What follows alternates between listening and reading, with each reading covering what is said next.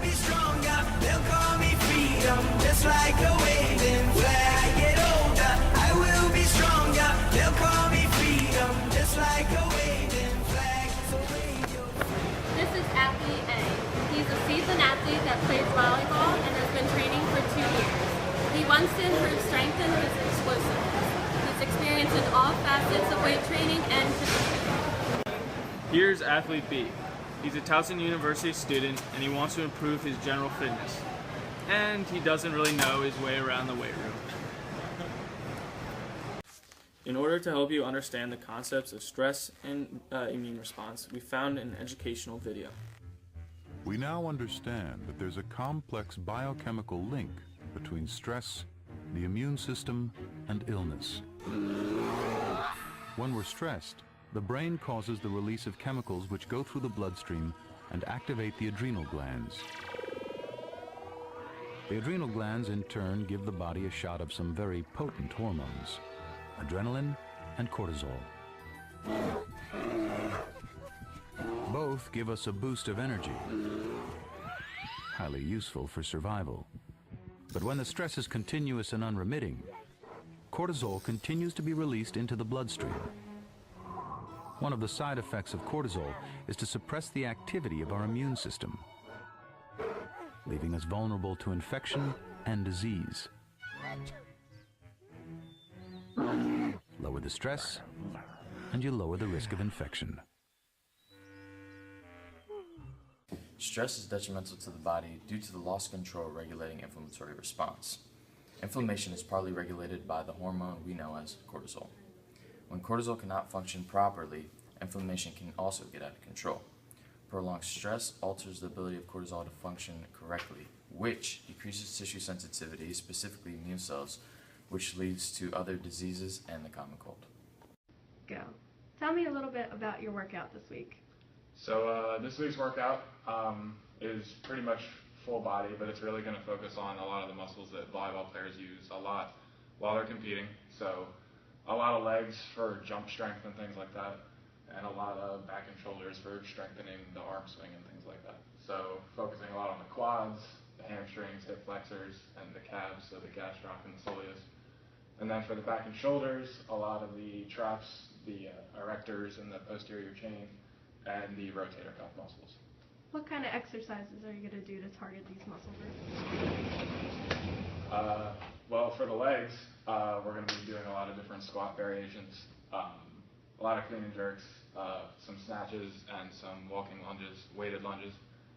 And then for the back and shoulders, a lot of deadlifting, military presses, bent over rows, and some resistance band work to work on the rotator cuff. Tell me a little bit about your workout this week. Well, this week's workout is going to be arms. Any type of specific exercises? No, not at all. Raised levels of creatine kinase can be related to cell damage or disturbance. However, resistance training releases the most creatine kinase, but can also lead to muscle hypertrophy. Unaccustomed exercise, such as eccentric contractions, initiates mechanical muscle damage of varying degrees. Healthy individuals have not shown further damage. So how does this relate to stress? So this relates to stress because there are many different kinds of stress. And when you are exercising, the most notable kind of stress that is going on in your body is mechanical stress.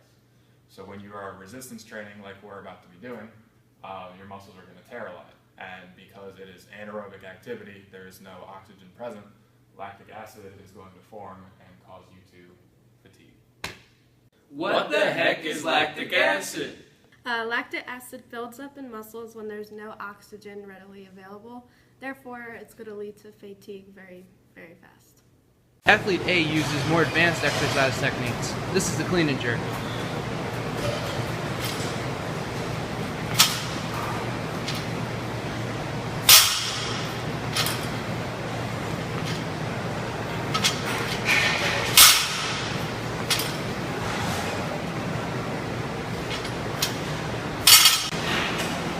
Here, athlete A is doing bicep curls.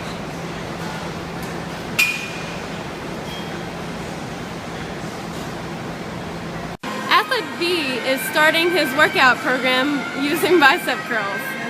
Notice how he can't do them. Here, athlete A is doing crunch exercise to work his abdominal muscles.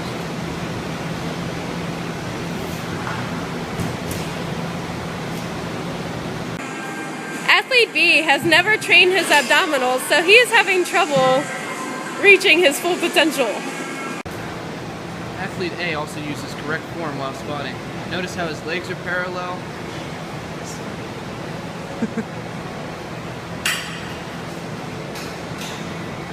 Athlete B has never done squats before, so he has terrible form. He may hurt himself by letting the knees go over the feet and by not sitting back correctly on his heels.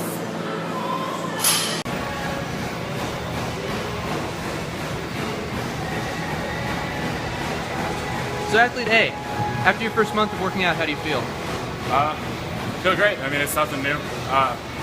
Just keeping up with the training and the programming, and I feel great. I'm excited for next month.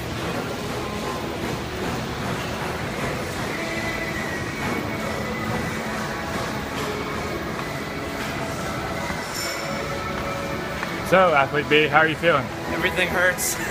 It's been a rough month. I really need to keep working out.